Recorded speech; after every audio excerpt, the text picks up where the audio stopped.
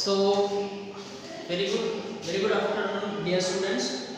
This is class of Dheeraj sir, and we are studying social science.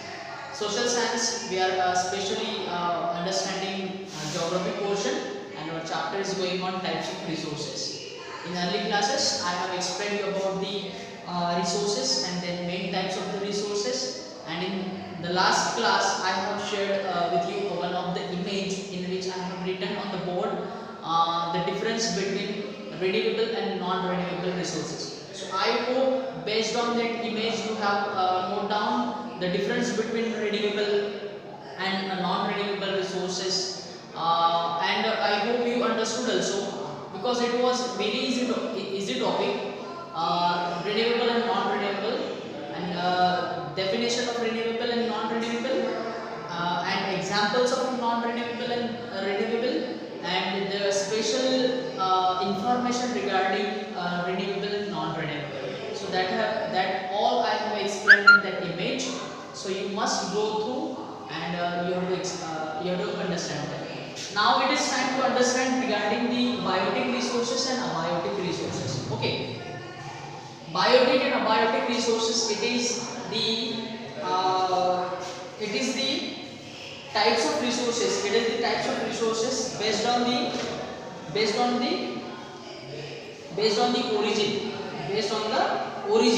origin यानी कि उनका उत्पत्ति origin. What is origin? किसी भी चीज का जो भी मटेरियल है that is existing in or surrounding or in nature. Okay, so that is exist because of some facts, biological या फिर abiotically. Okay, so based on that the resources are categorized in two forms, biotic and abiotic.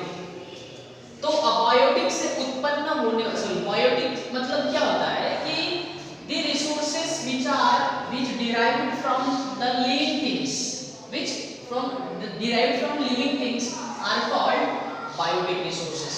The resources or the material which we use as a resource, if they are derived or originated from the living things, called as biotic resources.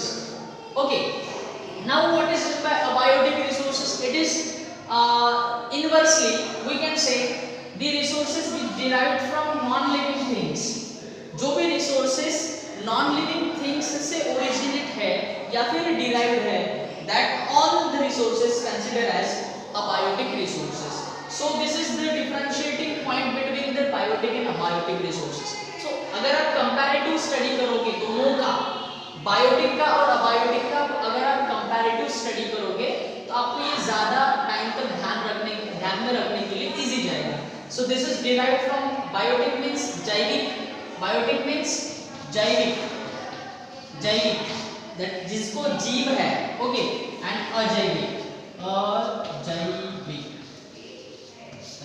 Okay, so friends, living beings से derived, non-living beings से derived. और second point is they are capable of regenerating and increasing numbers. Regenerating, अगर हम biotic resources की बात करेंगे, so they are capable of regenerating and increasing number. For example, human resource is considered as biotic resource. Vegetation, चाहे वो forest vegetation हो या फिर हमारे खेती का crops हो, that are all biotic resources. वो क्या है? They are capable of regenerating and increasing number. Biotic resources की बात करें तो वो उनका regeneration होता है और उनकी नंबर भी जो होती है वो बढ़ सकती है. फॉर एग्जाम्पल अगर हम अपने ही देश की कैटल पॉपुलेशन की बात करेंगे, कैटल पॉपुलेशन, लाइवस्टॉक की बात करेंगे, या फिर हम लोग अपने देश के ह्यूमन पॉपुलेशन की बात करेंगे, तो उसमें क्या हो रहा है? इंक्रीज हो रहा है, number of the human resource increase हो रहा है, पॉपुलेशन इंक्रीज हो रहा है, वेजिटेशन अगर हम इंक्रीज कर सकते हैं. ओके, क्रॉप्स हम इंक्रीज कर सकते हैं, कैटल्स इंक्रीज हो रहा है. So that are all the considered as numbers. अगर हम अबायोटिक रिसोर्सेज की बात करेंगे, so they are normally non-renewable. Normally non-renewable, they cannot be regenerated. Okay. Abiotic resource जो है वो कैसे रीजनरेट हो सकते हैं, क्योंकि बायोलॉजिकल तो कोई प्रोसेस होने वाला नहीं है वहाँ पे, तो वो नॉर्मली नॉन रिन्यूएबल ही होते हैं, या फिर हम ये बोल सकते हैं कि they take much longer period to be renewed, वो बहुत ज़्यादा समय ले सकते हैं. फॉर एग्जांपल अगर हम मेटल्स की बात करेंगे या ओशन फ्लोर में, समंदर में जो भी अबायोटिक थिंग्स है, जो भी अबायोटिक मटेरियल्स है, उनको रीजनरेट होने के लिए बहुत ज़्यादा टाइम भी लग सकता है.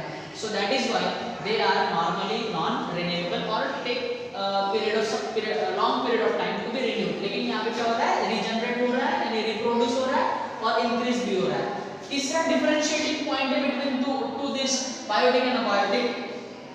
एग्जाम्पल, हमने एग्जाम्पल दिए हैं दोनों के. Forest is the biotic resource, क्योंकि पेड़ जो है वो बायोलॉजिकल प्रोसेस से उत्पन्न होता है, ओरिजिनेट होता है. देयर प्रोडक्ट्स, जो भी हमें फॉरेस्ट से मटेरियल मिलता है, फॉर एग्जांपल फायरवुड बोलो, फॉर एग्जांपल मेडिसिनल प्लांट बोलो, फर्नीचर के लिए लकड़ी बोलो, that is all consider as organic material, या फिर हम बोल सकते हैं बायोटिक प्रोडक्ट्स. क्रॉप्स, हमारे खेती का जो भी क्रॉप्स है, वो सभी जो है, अभी हमारे खेतों में राइस है, so that is consider as biotic. Birds है और एनिमल्स है, दैट आर ऑल बायोटिक. और यहाँ पे एग्जांपल है लैंड, जिसको जीव नहीं है या किसी जीव से उसकी निर्मित नहीं हुई है, water, minerals and air, that are all consider as here specially metal and non metallic minerals सभी आएंगे, एयर भी आएगा. And then last one point is that this is very special for you, coal and petroleum.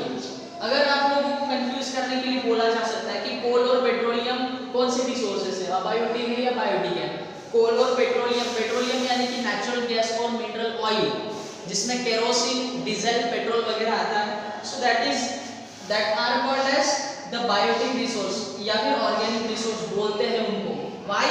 Because they are made up of, या they are formed because of the flora and fauna, जो जमीन में गाड़े गए वनस्पति या फिर दूसरे जीव है, उनके वजह से आफ्टर मिलियंस ऑफ ईयर उनका जनरेशन हुआ है.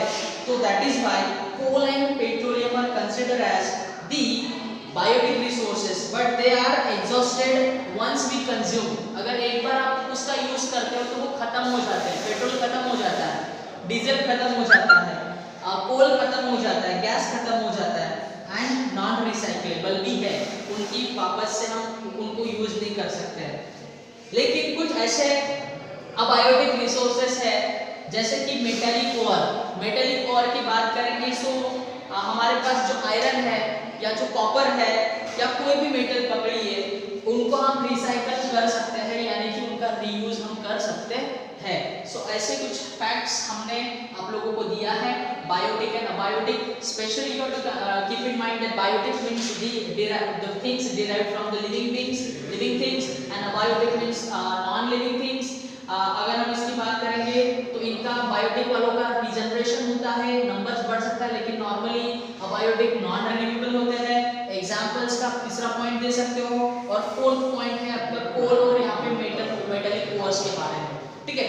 So I hope you understood this is all, and in next grade we will understand about the different types of resources, okay, which is given in the textbook. So thank you very much for watching this, and please, if you are not getting any points, you can post me the doubts and rewind it time to time. This video you can rewind time to time, and you have to go through my explanation, so you will get idea what I want to explain you. So okay.